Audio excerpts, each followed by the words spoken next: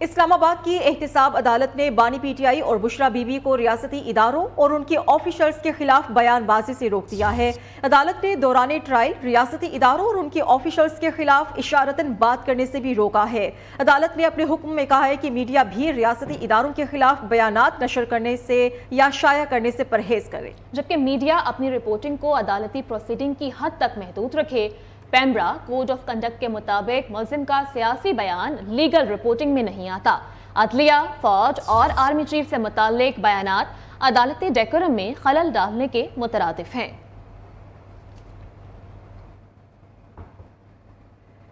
فتنہ پارٹی حسب روایت بشرا بی بی کی صحت سے متعلق پروپیگنڈا کر رہی ہے۔ ڈاکٹر عاصم اور پیمز ہاسپٹل کی ٹیم واضح کہہ چکی ہے کہ بشرا بی بی مکمل فٹ ہے۔ وزیر اطلاعات پنجاب عزمہ بخاری کا کہنا ہے کہ کیا بشرا بی بی سے روزانہ بنی گالہ میں 400 میٹر دوڑ لگوائی جائے انہیں تب مکمل صحت یابی کا یقین ہوگا۔ بشرا بی بی کو واقعی لگتا ہے کہ انہیں زہر دیا گیا تو پھر بلڈ ٹیسٹ دینے سے راہ فرار اختیار کیوں کی؟ پی ٹی آئی کے چمچے کرچے جعلی بیانیہ بنانے کی کوشش کر رہے ہیں۔ فتنہ پارٹی کا مقصد اس وقت انتشار اور افراتفری پھیلانا ہے جب ان کے پاس کوئی کارڈ نہیں ہوتا تو مظلومیت کارڈ لے کر سامنے آ جاتے ہیں۔ اور سپریم کورٹ کراچی رجسٹری میں تجاوزات سے متعلق کیس کی سماعت ہوئی۔ سپریم کورٹ نے رینجرز ہیڈ کوارٹر، گورنر اور وزیر اعلیٰ ہاؤس سمیت سرکاری اور نجی عمارتوں کے باہر رکاوٹیں ہٹانے کا حکم دے دیا۔ 3 روز میں رپورٹ بھی طلب کر لی۔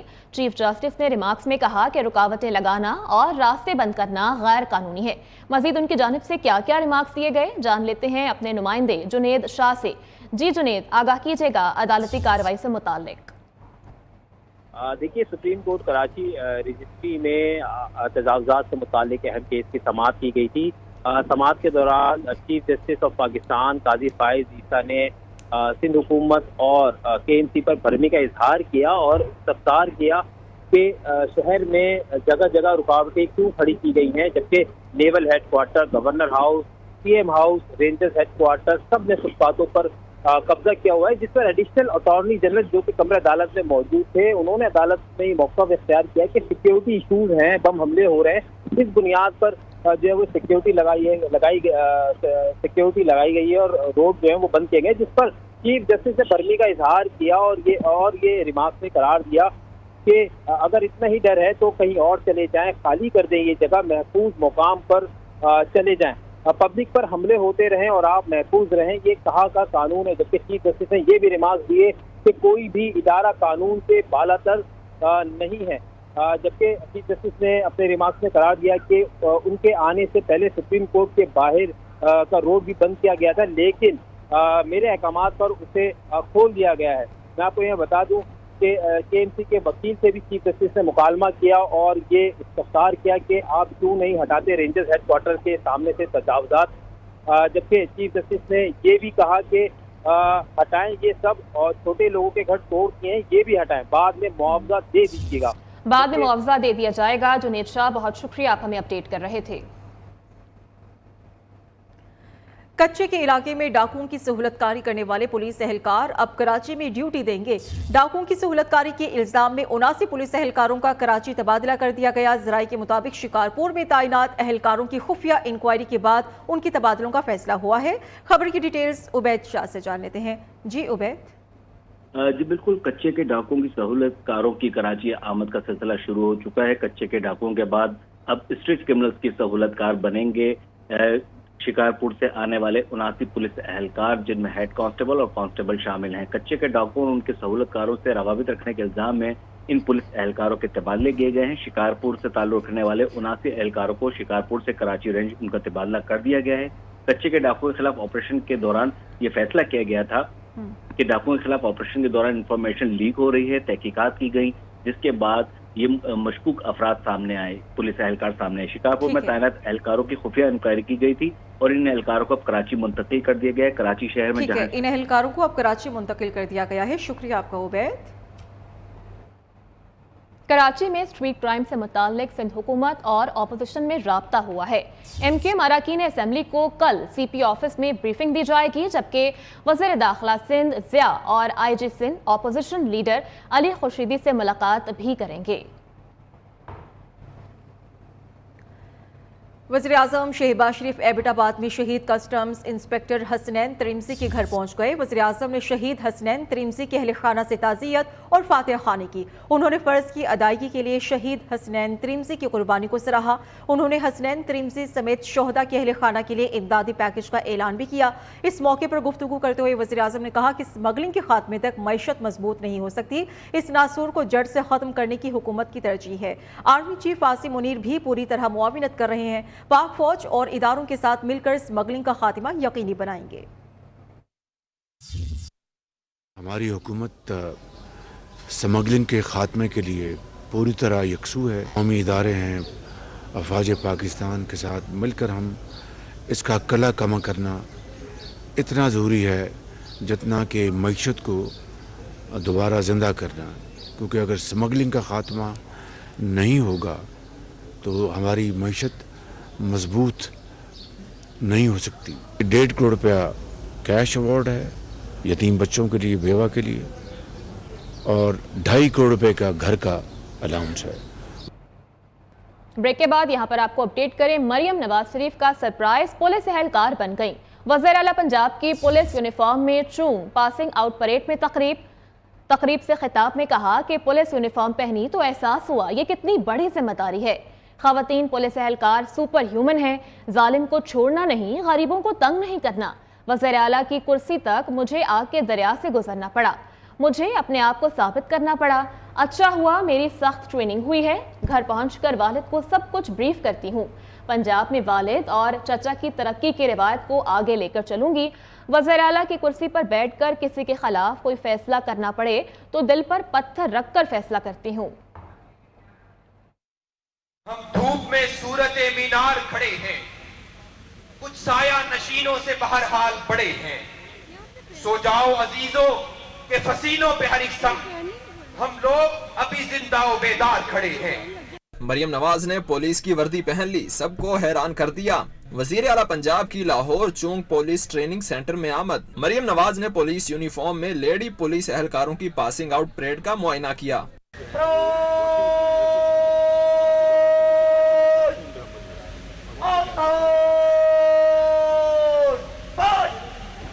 पुलिस यूनिफॉर्म में ही तकरीब से खिताब करते हुए वजीर आला पंजाब ने कहा, खुशी है मजीद 530 खवातीन पंजाब पुलिस का हिस्सा बन गईं। पुलिस यूनिफॉर्म पहनी तो एहसास हुआ ये कितनी बड़ी जिम्मेदारी है। खवातीन पुलिस अफसरान सुपर ह्यूमन हैं, जालिम को नहीं छोड़ना, गरीबों को तंग नहीं करना। मेरे दिल में इंतकाम का कोई जज्बा नहीं, हर सूरत इंसाफ करना है। जिस माशरे में इंसाफ नहीं होता वहाँ बिगाड़ पैदा होता है। जिस माशरे में इंसाफ नहीं होता वो माशरे, वो मुल्क बिगड़ जाते हैं। तो ये आप सबकी जिम्मेदारी है कि इंसाफ से काम लें, मजबूर की दाद रसी करें, मजलूम की दाद रसी करें और जो जालिम है उसको उसके अंजाम तक पहुंचाएं। मरियम नवाज ने मजीद कहा, वजीर आला की कुर्सी तक मुझे आग के दरिया से गुजरना पड़ा, घर पहुंचकर वालिद को सब कुछ ब्रीफ करती हूं। पंजाब में तरक्की का कोई भी मंसूबा हो उस पर तख्ती नवाज शरीफ या शहबाज शरीफ की मिलेगी। वालिद और चचा की तरक्की की रिवायत को आगे लेकर चलूंगी। मेरे लिए बहुत बड़ी जिम्मेदारी है उन शूज़ को फिल करना। नवाज शरीफ साहब और शहबाज शरीफ साहब जो लेगेसी छोड़ के गए हैं, मुझे ना सिर्फ उस लेगेसी को आगे बढ़ाना है बल्कि उस पर कैपिटलाइज करना है और उसको और ज़्यादा मजबूत करना है ताकि ये मुल्क इंशाअल्लाह ताला तरक्की करे। वजीर आला पंजाब ने कहा, वजीर आला की कुर्सी पर बैठकर किसी के खिलाफ कोई फैसला करना पड़े तो दिल पर पत्थर रखकर फैसला करती हूँ। IG पंजाब से कहा है 7000 खवातीन एहलकार कम है, इजाफा होना चाहिए। अभी आपको बराह रास्त ले चलेंगे, अमीर जमात इस्लामी इस वक्त तकरीब से खिताब कर रहे हैं। इंतहाई काबिल एहतराम जनाब अमीरुल अज़ीम साहब, उसामा रज़ी साहब, कैसर शरीफ साहब और मेरे बहुत ही मुअज़्ज़ज़ सहाफ़ी ख़वातीन व हज़रात, सबसे पहले मैं आप सब लोगों का शुक्रिया अदा करता हूँ कि आप तशरीफ़ लाए हैं और ये हलफ बर्दारी की तकरीब और फिर लाहौर में अक्सा रैली के बाद ये हमारी पहली इंटरेक्शन है और सहाफ़ियों के साथ, मीडिया के दोस्तों के साथ एक तरह से ये पहली मुलाकात है। मैं आपका शुक्रिया अदा करता हूँ। इस वक्त हमारा मुल्क पाकिस्तान शदीद बहरानों की जद में है اور ہر گزرتا دن مشکلات میں اضافہ کر رہا ہے. بہت طویل گفتگو اس پر کی جا سکتی ہے، لیکن جو بنیادی بات ہے وہ یہ ہے کہ بحران سے نکلنا سب چاہتے ہیں کہ ہمارا ملک اس بحران سے نکل جائے. ہر محب وطن فرد یہ چاہتا ہے کہ ہمارے مسائل حل ہو جائیں، اور یہاں مہنگائی، بے روزگاری، یہاں جو پریشانیاں ہیں، مصیبتیں ہیں، 25 کروڑ عوام جن کو فیس کر رہے ہیں، اس سے ہمیں نجات مل جائے، ہم ترقی کرنے لگیں، آگے بڑھنے لگیں. لیکن محض خواہش سے تو کچھ نہیں ہو سکتا. کہاں سے شروع کرنا ہوگا؟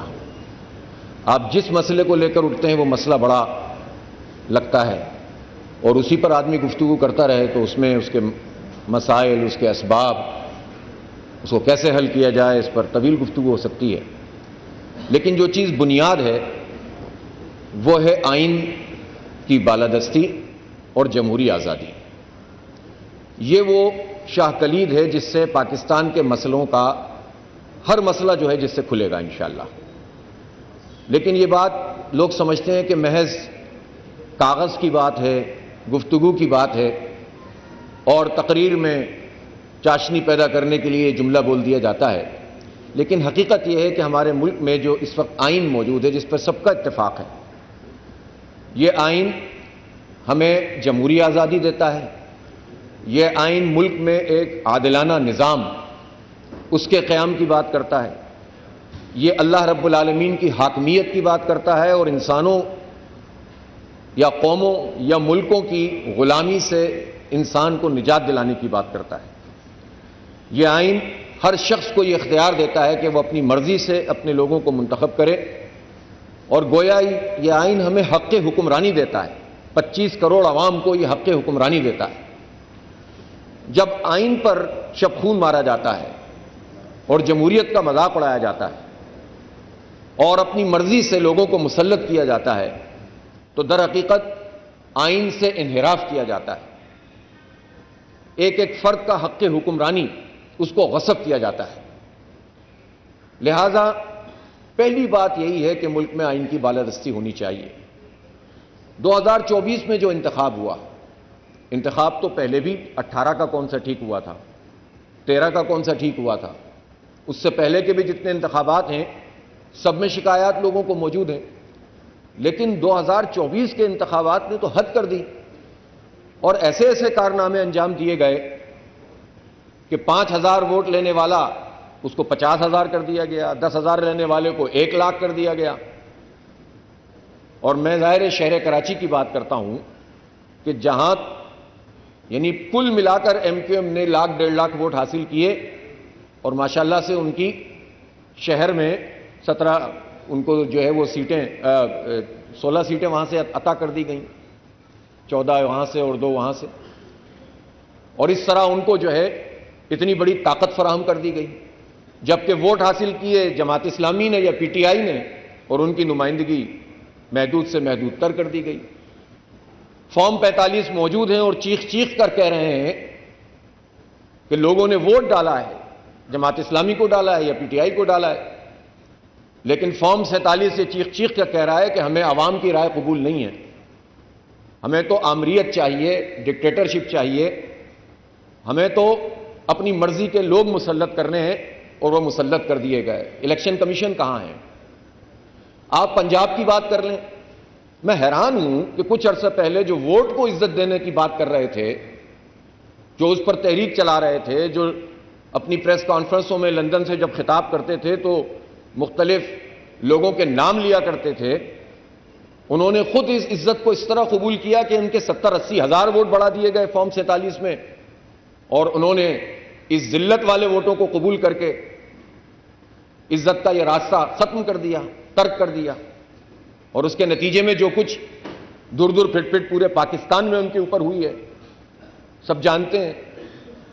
میں اس موقع پہ یہ بھی ضرور کہنا چاہتا ہوں کہ پورے پنجاب میں جو کچھ ہوا، سندھ میں جو کچھ ہوا، انٹیریئر سندھ میں تو 45 فارم کی نوبت ہی نہیں آتی، وہاں تو وڈیرا شاہی سسٹم اتنا طاقتور ہے کہ وہ تو ہر چیز ہی مینیج کی جاتی ہے. اسی طرح بلوچستان میں جو اپنی مرضی کی ایک حکومت بنا لی گئی، یہ سب کچھ جو یہاں پر تماشا ہو رہا ہے، ظاہر ہے چلنے والی چیز تو نہیں ہے۔ اور میں ضرور کہنا چاہتا ہوں کہ وہ ساری جماعتیں جو پی ڈی ایم کے اس جوائنٹ وینچر میں شامل ہوئی تھیں جس نے اصل میں بگاڑ پیدا کیا، ان میں سے کچھ لوگ تو ایسے ہیں کہ جو ابھی بھی اسی راستے پر قائم ہیں اس لیے کہ ان کو فارم 47 سے نواز دیا گیا ہے، لیکن کچھ لوگ اب اپنی رائے سے رجوع کر رہے ہیں۔ لیکن عوام کے شعور کی سطح اب اتنی بلند ہو گئی ہے کہ وہ سوال ضرور کرتے ہیں کہ آپ کی لڑائی اس وقت کس سے ہے اور کیا ہے۔ سب سے پہلے تو پی ڈی ایم کی ان تمام جماعتوں کو جو حالات کو خراب کرنے، ایک چلتی ہوئی حکومت کو ٹاپل کرنے، ایک بحران سے پاکستان کو دوچار کرنے میں شریک تھی، انہیں قوم سے معافی مانگنی چاہیے۔ پھر اس کے بعد انہیں یہ بھی واضح کرنے چاہیے کہ وہ مطالبہ کیا کر رہے ہیں۔ کیا وہ یہ مطالبہ کر رہے ہیں کہ وہ آئین کو بالادست کرنا چاہتے ہیں، انتخابات میں ریفارمز چاہتے ہیں، وہ یہ چاہتے ہیں کہ یہاں پر لوگوں کی جو رائے ہے اس کے مطابق فیصلے ہوں، یا وہ جماعتیں یا ان میں سے کچھ جماعتیں چاہتی ہیں کہ دوسروں کو تو فارم 47 کے مطابق حکومت دے دی، ہمیں کیوں نہیں دی؟